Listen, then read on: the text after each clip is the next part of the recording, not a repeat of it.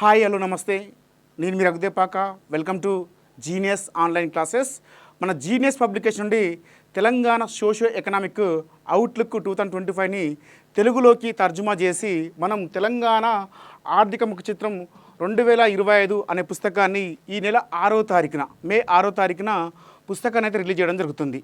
మరి ఈ యొక్క పుస్తకం యొక్క ప్రాధాన్యత ఏమిటి, కాంపిటేటివ్ ఎగ్జామ్స్లలో ఈ యొక్క పుస్తకం యొక్క ప్రాధాన్యత ఏమిటి, అంతేకాకుండా ఈ యొక్క గ్రూప్ 2 అండ్ గ్రూప్ 3 ఎగ్జామ్లో ఈ యొక్క పుస్తకం నుండి ఎన్ని ప్రశ్నలు వచ్చాయి అంటే ఇలాంటి తెలంగాణ సోషియో ఎకనామిక్ అవుట్లుక్ నుంచి 2024 నుంచి ఎన్ని ప్రశ్నలు వచ్చాయి, ఇప్పుడు జరగబోయే అంటే కాంపిటేటివ్ ఎగ్జామ్లో దీని యొక్క ప్రాధాన్యత ఏమిటి, అంతేకాకుండా మన జీనియస్ పబ్లికేషన్ నుండి నెక్స్ట్ వచ్చే పుస్తకాల యొక్క వివరణ కూడా ఈ యొక్క వీడియోలో ఉంటుంది. అంతేకాకుండా చాలామంది కూడా ముఖ్యంగా జీపీఓకి సంబంధించినటువంటి జనరల్ స్టడీస్ పుస్తకాన్ని కూడా రిలీజ్ చేయండి అని చాలామంది అయితే మనకు రిక్వెస్ట్ పెడుతున్నారు. కాబట్టి ఆ పనిలోనే ఉన్నాం. కాబట్టి ఈ మధ్యలో మన జీనియస్ ఆన్లైన్ నుంచి ఎలాంటి వీడియోలు ఉంటలేవు.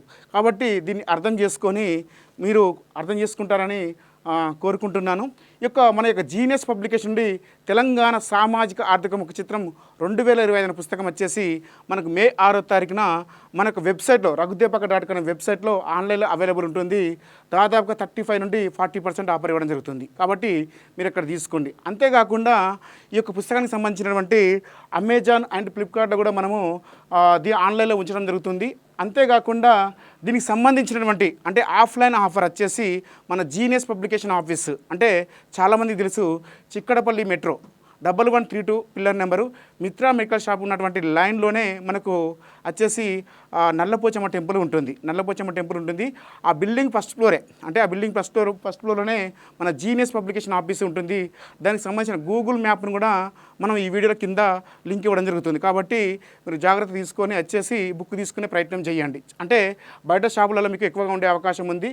ఈ యొక్క బుక్కి వచ్చేసి మనం 331 పెట్టాము. మన జీనియస్ పబ్లికేషన్ ఆఫీస్లో 160 రూపీస్కే వస్తుంది. ఇక్కడ మన ఆఫీసులో 160కి వస్తుంది. ఆన్లైన్లో మాత్రము 30-40% ఆఫర్ ఉంటుంది. కాబట్టి raghudeepaka.com వెబ్సైట్ అలాగే అమెజాన్ ఫ్లిప్కార్ట్ కూడా పెడతాం అదే రోజున. కాబట్టి మీరు వీలైతే తీసుకోండి. మరి ఏంటి ఈ యొక్క Telangana socio economic outlook group 2 and group 3 అలాగే అదర్ కాంపిటేటివ్ ఎగ్జామ్స్ అలాగే రాబోతున్న జీపీఓ ఎగ్జామ్స్ అయితేంది అలాగే కానిస్టేబుల్ ఎగ్జామ్స్ అయితేంది అనేక ఎగ్జామ్స్లలో దీని యొక్క ప్రాధాన్యత ఏమిటి, ఇక్కడ నుండే చాలా వరకు మనకు తెలంగాణ స్కీమ్స్ అయితేంది తెలంగాణ స్కీమ్స్ అన్నీ కూడా ఇక్కడ ఉన్నటువంటి సంక్షేమం అనే లెసన్ ఉంటుంది. మొత్తం మీద మనం తెలంగాణ సోషియో ఎకనామిక్ అవుట్లుక్ని మనం 17 చాప్టర్లుగా దాన్ని డివైడ్ చేయడం జరిగింది. ఆ తర్వాత దానికి తోడుగా వచ్చేసి మనం తెలంగాణ బడ్జెట్ 2025-26 అనే బడ్జెట్ని దీనికి ఉచితంగా అంటే ఇవ్వడం జరుగుతుంది, బ్యాక్ సైడ్లో ఇవ్వడం జరుగుతుంది. కాబట్టి ఈ యొక్క మనకొక్క చాప్టర్ ఎలా ఉంటుంది అందులో ఉన్న ప్రాధాన్యత అంశాలు ఎలా ఉంటాయి అనేది చూద్దాం ఒకసారి. మొత్తం మీద మనం 17 చాప్టర్గా డివైడ్ చేసాం. దీన్ని 17 చాప్టర్గా డివైడ్ చేసాము. గత గ్రూప్ 2 అండ్ గ్రూప్ 3 ఎగ్జామ్లో ఇక్కడ నుండి అంటే ఇలాంటి పుస్తకం నుండి అంటే 2024 తెలంగాణ సోషియో ఎకనామిక్ అవుట్లుక్ దాని నుండి దాదాపుగా 70-80% అంటే క్వశ్చన్స్ అన్నీ కూడా తెలంగాణ సోషియో ఎకనామిక్ అవుట్లుక్ నుంచి వచ్చాయని చెప్పవచ్చును. ఎందుకంటే దాదాపుగా ఉన్న సమాచారం ఆధారంగానే ఎవరికైనా క్వశ్చన్ పేపర్ రెడీ జరుగుతుంది. కాబట్టి అదే అంటే ఫస్ట్ యూనిట్ తప్ప అందులో కొన్ని అంశాలు తప్ప మొత్తం అన్ని అంశాలన్నీ కూడా Telangana socio economic outlook and budget మీద డిపెండ్ అయ్యి గత గ్రూప్ 2 ముఖ్యంగా తెలంగాణ ఎకానమీలో 50 ప్రశ్నలకి దాదాపుగా 35-40% కూడా మొత్తం ఇక్కడ నుండి వచ్చాయి. కాబట్టి ఈ పుస్తకం అనేది మీ యొక్క తెలంగాణ ఎకానమీలో అత్యంత ప్రామాణికంగా అంటే ఇది గవర్నమెంట్ వాళ్ళు ముద్రించే పుస్తకం కాబట్టి అంటే తీసుకొచ్చే పుస్తకం కాబట్టి వాళ్ళు రిలీజ్ చేసే అంటే అథెంటిక్ రిపోర్ట్ కాబట్టి ఏ ఎగ్జామ్లో అయినా ఇదే ప్రామాణికం అవుతుంది. కాబట్టి ఈ పుస్తకాన్ని మీరు తెలుగులో ఉన్న చదవండి, ఇంగ్లీష్లో ఉన్న చదవండి. ఓకేనా, రైట్. మరి ఏంటి చాప్టర్స్ని తీసుకుంటే మనం మొదటి చాప్టర్ని అవలోకనం అని ఇవ్వడం జరిగింది.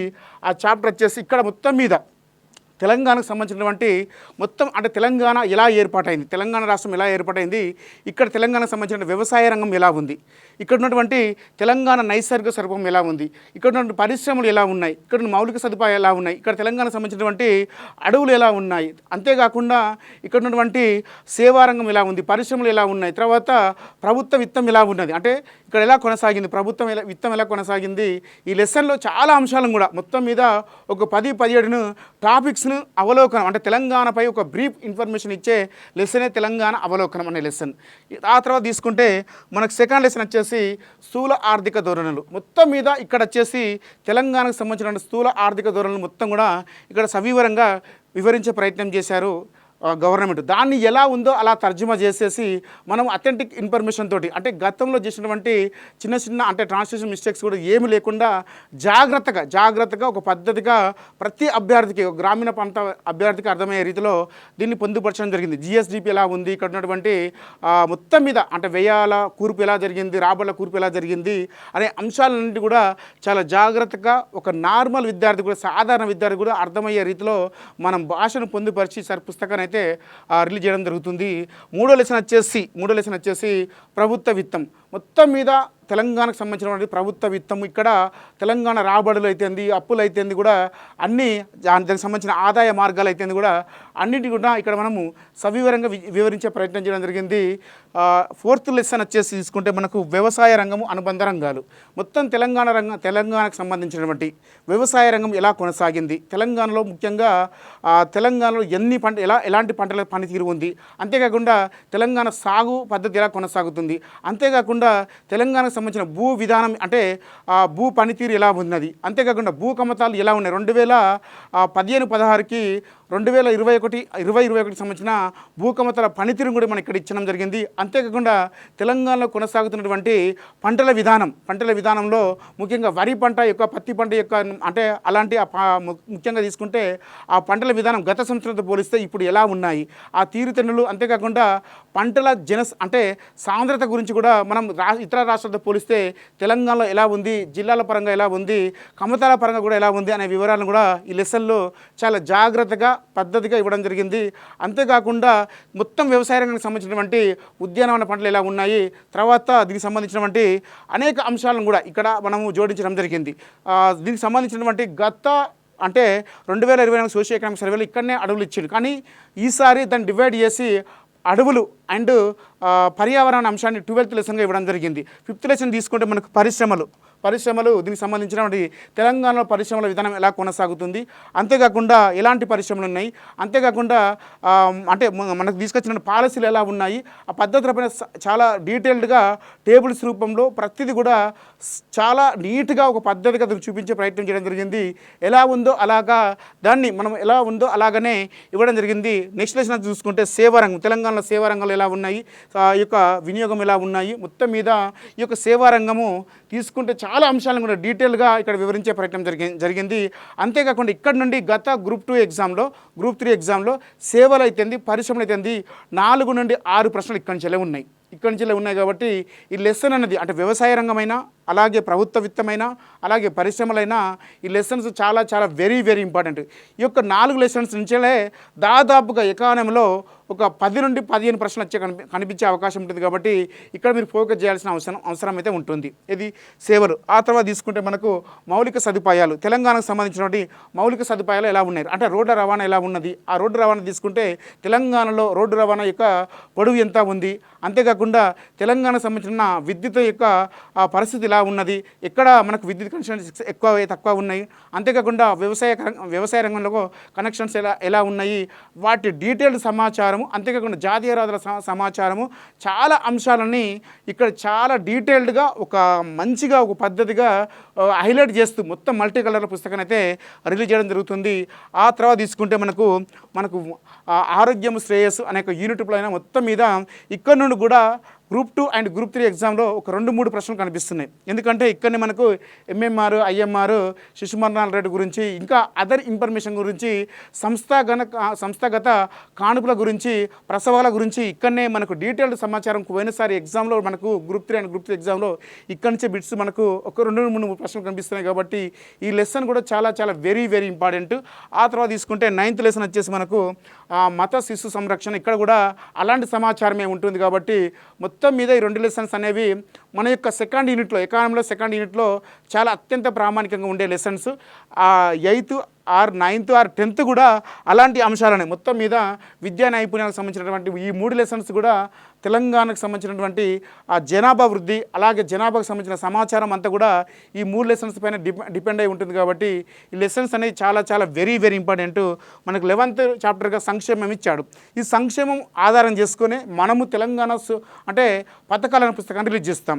ఇక్కడ మనకు కాంగ్రెస్ ప్రభుత్వం తీసుకొచ్చినటువంటి 6 గ్యారంటీలు అంటే అభయహస్తం గురించి సంబంధించిన సమాచారం కూడా డీటెయిల్డ్ సమాచారము, ముఖ్యంగా తెలంగాణ ప్రభుత్వం తీసుకొచ్చిన ఇటీవల స్కీమ్స్, అంతేకాకుండా దాని కేటాయింపులు ఎలా కొనసాగించాయి, అంతేకాకుండా ఆ యొక్క అంటే ప్రతి పథకం యొక్క గ్రోత్ రేట్ ఎలా ఉంది, గతంలో ప్రారంభించిన నుండి ఇప్పటి వరకు ఎంతమంది లబ్ధి పొందారో అన్ని పథకాలపైన చాలా డీటెయిల్డ్ సమాచారం ఉంది. కాబట్టి ఈ లెసన్ అనేది నువ్వు తెలంగాణ సోషియో ఎకనామిక్ అవుట్లుక్లో అత్యంత ప్రామాణికమైందంటే సంక్షేమము. ఇక్కడ తెలంగాణ సంబంధించిన ప్రతి అంటే గవర్నమెంట్ ప్రారంభించిన ప్రతి పథకం పైన కూడా డీటెయిల్డ్ సమాచారం ఉంటుంది.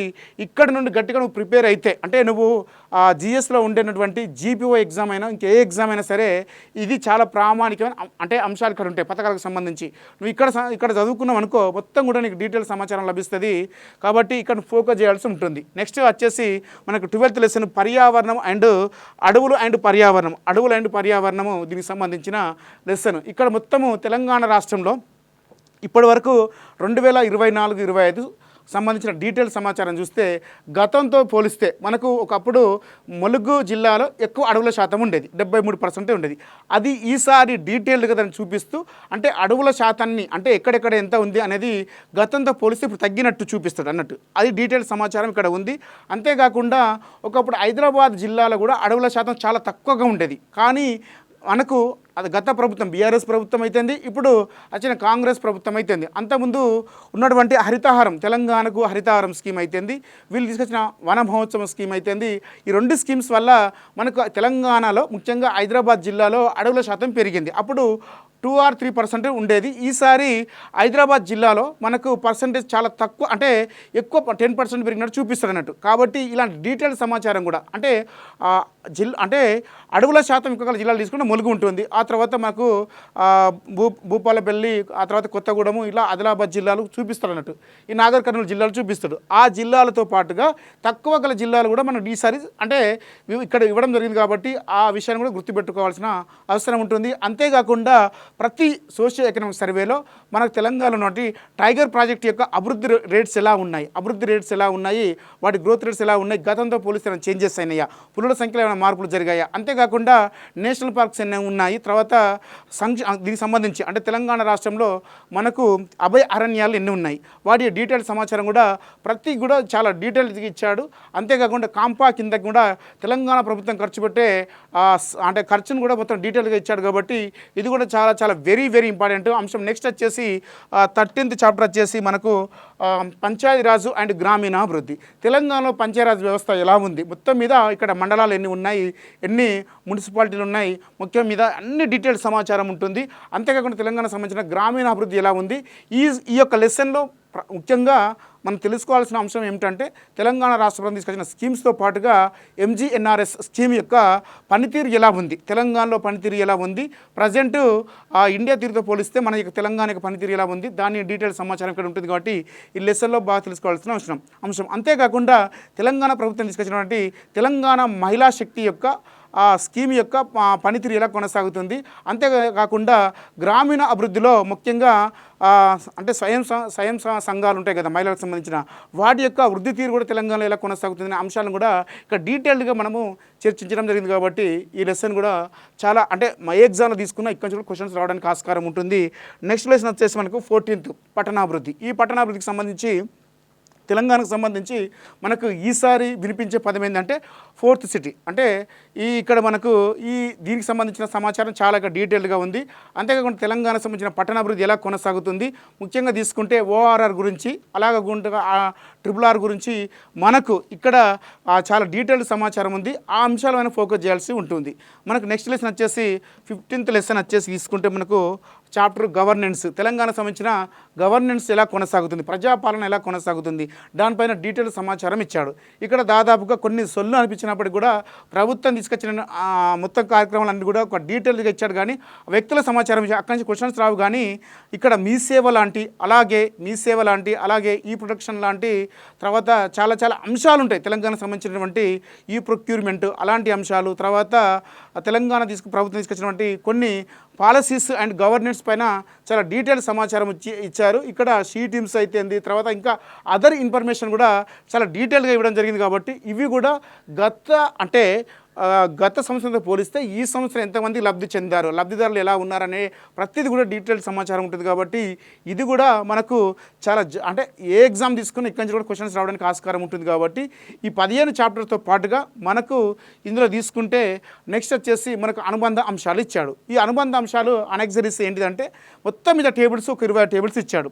ఏది తెలంగాణకు సంబంధించిన జిఎస్డిపి ఎలా ఉంది, జిఎస్వి ఎలా ఉంది, అలాగే వాటికి సంబంధించిన ఆదాయ అంచనాలు, ముఖ్యంగా జిఎస్డిపి అంచనా జిల్లాల వారీగా ఎలా ఉంది, అంతేకాకుండా రంగాల వారీగా మనకు మొత్తం మీద తెలంగాణ ఏ ఆర్థిక వ్యవస్థను తీసుకున్నా 3 రంగాలు క్రియాశీలక పాత్ర పోషిస్తాయి. ఒకటి వ్యవసాయ రంగము, ఒకటి పారిశ్రామిక రంగము, 3 సేవా రంగము. ఈ 3 రంగాలు కూడా ఏంటి, వాటి యొక్క గ్రోత్ రేట్స్ ఎలా ఉన్నాయి, ఏ రంగంలో ఎక్కువ గ్రోత్ రేట్స్ వచ్చింది అన్ని డీటెయిల్స్ సమాచారం కూడా టేబుల్స్ రూపంలో మనకు 16th చాప్టర్గా ఇవ్వడం జరిగింది.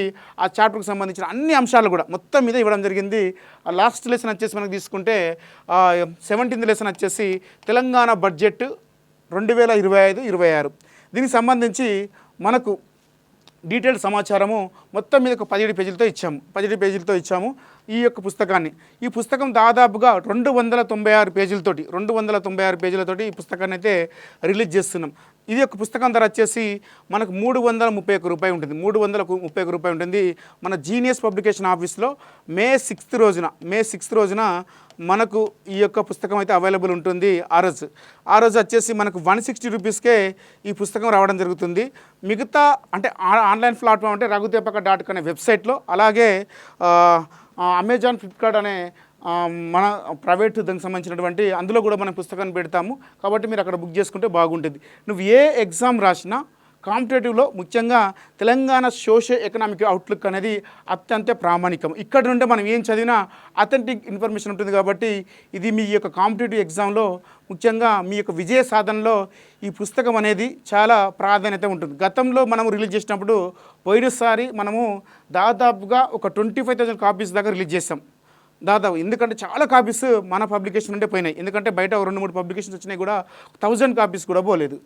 అలాంటి జాగ్రత్తలు తీసుకొని, ఎందుకంటే మన మీద ఎక్కువ మంది నమ్మకం పెట్టుకుంటారు కాబట్టి ఆ నమ్మకాన్ని వమ్ము చేద్దాం ఉద్దేశంతో చిన్న కరెక్షన్స్ కూడా ట్రాన్స్లేషన్స్లో ప్రాబ్లమ్స్ ఉండకుండా ఈసారి పద్ధతిగా ఒక సరళమైన భాషను ముఖ్యంగా ప్రతి గ్రామీణ ప్రాంత విద్యార్థికి అర్థమయ్యే రీతిలో ఉండాలనే ఉద్దేశంతో కొంచెం లేట్ తీసుకొని ఆల్రెడీ మనము 14th అనుకున్నాం.